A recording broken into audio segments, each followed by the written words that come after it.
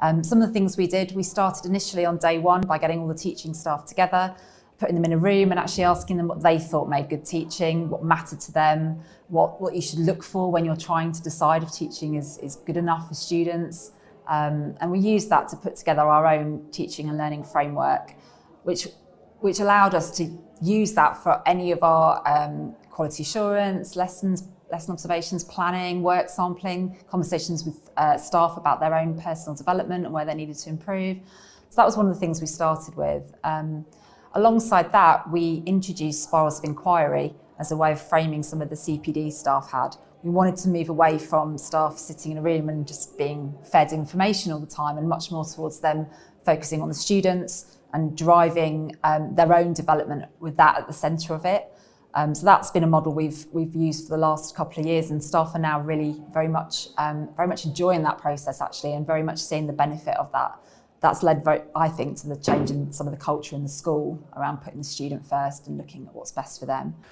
Crucial to that is mentoring or coaching in some of our schools, sitting down with a child to set realistic, rounded, sensitive objectives around that child's development and encourage them to take part in all the opportunities that our schools try to offer.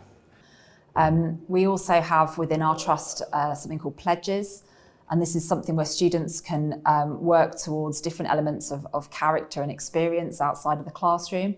So it stands for participation and leadership, excellence, diversity, giving, environment and service. And students can get bronze, silver and gold awards. They work towards earning them. It credits them for things they do within the community, within our Session 6 after school programme, and also what they do outside of school. So that's tried to give them more opportunities to develop their whole self and give that as much weighting as we do the classroom experience they have.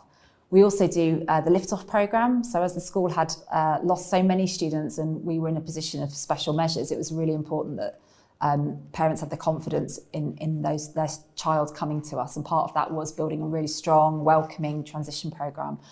So we introduced lift-off to help those students settle into our school and start to really think about what skills they'd need to develop in themselves in their early days at secondary to be successful.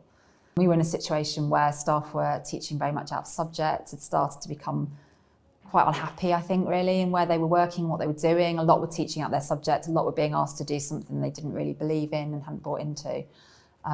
So one of the first things we had to do was try and reignite that love of their subject and their desire to do well in what they did. It got to a point where they were very negative, and actually trying to build that back up again was really important.